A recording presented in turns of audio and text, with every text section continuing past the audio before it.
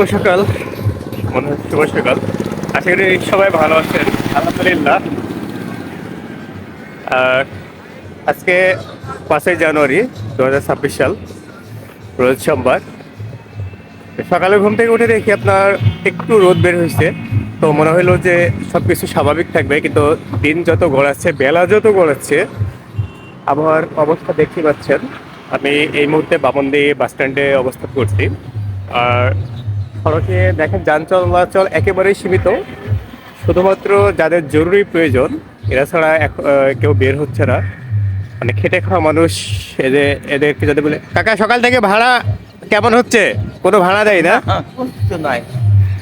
এই যে যেটা বলছিলাম আর কি, সড়কে কোনো লোক সংখ্যা বা জনপদ না থাকার জন্য যারা খেটে খাওয়া মানুষ, তাদের কিন্তু একই অবস্থা। আমি একটা অটো আসতে দেখছি। কি অবস্থা ভাই, প্যাসেঞ্জার নাই? আলহামদুলিল্লাহ। তারপর আলহামদুলিল্লাহ না, সকাল থেকে লোকজনের কেমন দেখছেন? লোকজন শীতের কারণে আসতে পারে, বাইরে হতে পারছে না, তাই আমাদের দেয় ভাড়া হচ্ছে না তো ভাই। দেখ, সবাই একটা অটো দেখেন খালি, ভ্যান খালি, সব কিছু। তো আপনাদের যদি আরও দেখায়, এই যে এখানে মোটর গ্যারেজ আছে আমার সামনে, তাদেরও কিন্তু একই অবস্থা, কোনো কাজ নেই। দেখে তারা আগুন ধরিয়ে কিন্তু অলস সময় পার করছে। এখানে একটা আগুন দেখতে পাচ্ছি।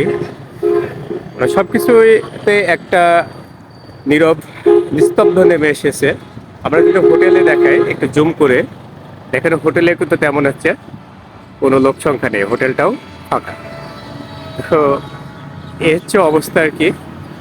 যাতে খেটে খাওয়া মানুষ, তাদের জন্য খুবই খুবই একটা দুষ্কর সময়। সকল শ্রেণী পেশার মানুষের জন্য একটা দুর্ভোগের সময় যাচ্ছে।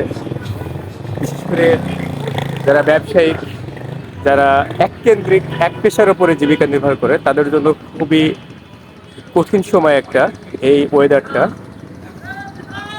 শুধু ব্যবসায়িকটা, যারা কৃষক আছে, তাদের মাটির যে ফসল, সেটার উপর একটা বিরূপ প্রভাব প্রভাব পড়ছে, ঠান্ডার প্রভাব। আমরা তো গরম পোশাক পরিহিত অবস্থা আছে, তারপরেও কিন্তু হচ্ছে আপনার,